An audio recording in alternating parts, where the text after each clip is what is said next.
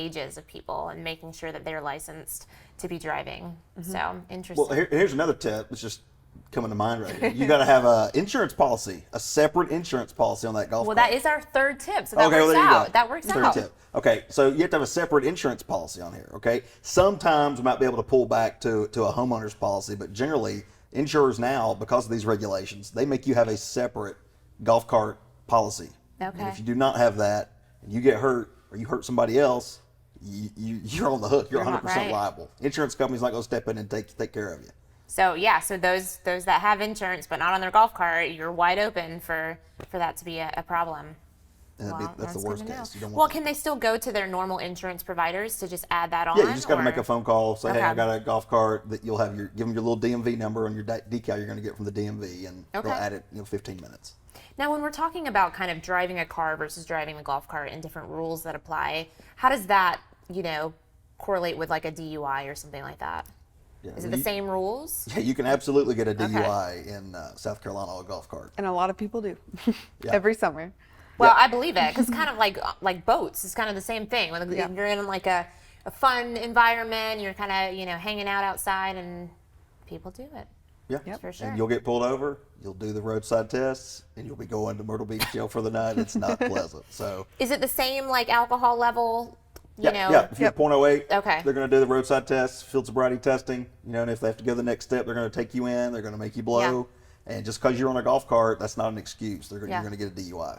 I am like slightly surprised though, just because golf carts can only go like, I don't know, 30 miles an hour or something like that. So it's never a good idea to drink and do anything like that causes, safety hazards. But I'm just kind of surprised that maybe the alcohol level isn't a little bit higher or anything like that. Well, the So- alcohol level is going to be, that's state law. It's standard, 0.08. Gotcha. And really, if you blow a 0.05, it's in the officer's discretion to take you. Okay. So just because if you think I had one beer, you pull, if you're over 0.05, and the officer thinks you're materially and appreciably impaired, you can't operate that golf cart on the Myrtle Beach roads, Yeah. you're going to jail. Okay. And then you got to defend a damn DUI. Right. Just because you were trying to take a shortcut and rent a golf cart to drive your car. Just don't drive your car, don't drink and drive, and don't drink and drive a golf cart. Sure. Don't drink and drive anything. Don't drink and Probably drive. be Just don't safe. do it, Yep. Don't do it. Well, That's let the me easiest ask you a couple of other questions as far as golf carts, because now I'm interested. So some golf carts, they have seatbelts put in, and then most standard ones obviously don't have seatbelts. But does that matter? Is there any kind of code against seatbelts or having them or anything like that? Well, all golf carts are different, okay? And that's one of the reasons that the city is regulating these things Uh-huh. now, because you can have an electric vehicle, and Right. you may assume, hey, it's just a golf cart, it's not going to go slow, I'm going to let my little kid drive it. And that's a damn electric vehicle, it's going to go 50 miles an hour. Mm-hmm. Right. And it has seatbelts, but Right.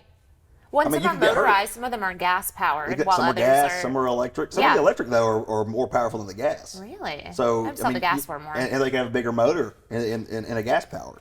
Man. So that's why we always got to regulate it. Everybody's got to know what they're getting into, make sure they're insured. Okay. That way we don't have these fly-by-night people doing just that, renting to a young family who comes down here on vacation. Mm-hmm. They let their little kids ride while the parents are trying to enjoy the beach, and then there's a wreck happen. Gotcha. So, and those are the issues, and that's why we have to have these Of regulations. course.